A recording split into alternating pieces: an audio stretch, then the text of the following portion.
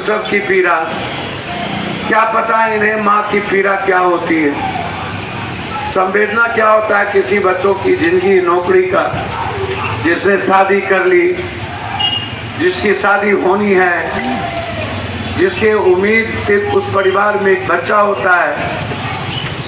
इन लोगों को क्या पता कि जब बच्चे की नौकरी जाती है, रोजगार जाता है, तो आत्महत्या करने पर विवश हो जाता है।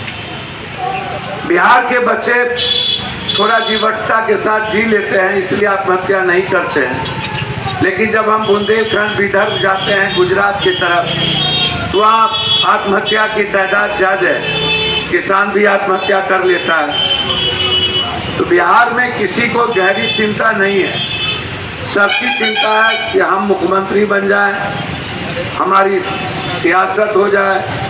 क्या हो जाएगा, किसी की सरकार बन जाएगी, 20 साल में क्या हो गया, या जब 14 साल के बीच में कौन सा ऐसा क्रांति आ गई इस बिहार में जो 3 करोड़ 36 लाख लोग बिहार से बाहर है, 82 लाख लोग पढ़ने गए हैं, रेस्ट लोग कमाने गए।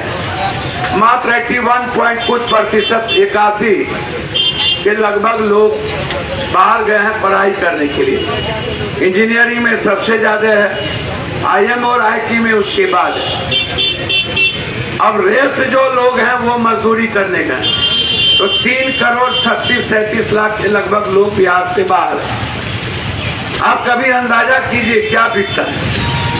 हम जब जाते हैं कहीं तो हमसे जो मिलता है बिहार के लोग एक ही बात कहता है कि पप्पू भैया या पप्पू जी कैसे हम लोग लाइफ जिएंगे। अभी कलकत्ता से हमको 100 बच्चे का फोन आया। ITCS में कल लगभग 36,000 बच्चे को नौकरी से निकालने की नोटिस हो गई। और मैं आपको बता दूं, इस 2 महीने के अंदर भारत में लगभग 85 लाख बच्चे को प्राइवेट लोग नौकरी से टैरिफ के चलते निकाले।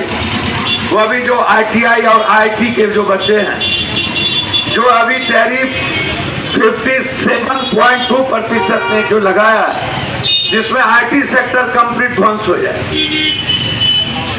किसान तो बर्बाद हो ही गया। उसमें हमारे भी 2 चचेरे भाई थे, अभी रो रहे थे।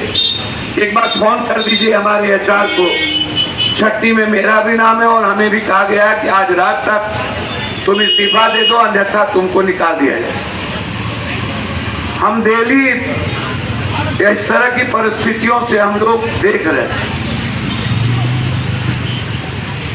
आपकी अपेक्षा है कि हम आपकी बात जो आपके मंत्री हैं उन तक रखें। मंत्री जी यही है ना मिनिस्टर संजय सरावगी जी, मैंने 2 बार बातचीत की संजय सरावगी जी। मैं अभी आपके सामने सुना दूं। उन्होंने कहा कि ये मेरा सब्जेक्ट भाई जी नहीं है। सरकार जब कोई चीज बहाली, पहले तो उन्होंने NGO की बात की कि ये संविदा कर्मी जो बहाल होता है वो सरकार के माध्यम से बहाल नहीं होता है। ये बहाल किसी न किसी NGO, किसी न किसी कंपनी के माध्यम से होता है। उसे तय कर जो बात आई मैं वो पहले कह रहा हूं, फिर जो बात आई उसको मैं कह रहा हूं।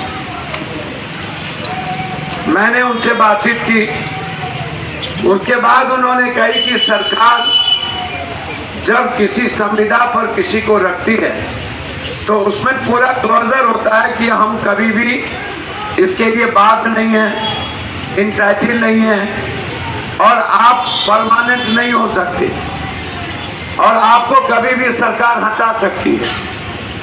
बाद में आप इसके लिए कंपेल नहीं करेंगे। तो सरकार क्या करती है? सरकार जब जब बदलती है या पदाधिकारी बदलते हैं तो फिर पुराने साथियों को जो पैसा लेके या किसी भी तरह पैरवी पर बहाल किया जाता है उसको हटा करके फिर अपने तरीके से पैसे कमाने का एक संविदा कर्मी का जरिया हो जाता है। ताकि उसको और अधिक पैसा मिले और नए तरीके से हम संविदा कर्मी को हम बहाल करें। तो हमने कई बार, एक बार लगाना, बातचीत उनसे 2 बार की और मैं आपको ओपन सुना देता हूं कि मेरी बातचीत पहले भी हुई थी। मेरी दिलचस्पी आपके साथ है खून की तरह, लेकिन जब आप लोग, मैं कई बार इस धरना में पहले भी देखा कि हमारे बच्चे इस तरह के राजनीति करने लगे हैं जड़ता वाली। जब बीपीएससी की लड़ाई हो रही थी तो यहाँ कोचिंग माफियाओं ने राजनीति का अखाड़ा बना दिया और इतना गंदा खेल खेला नेताओं ने कि हमारा मन टूट गया।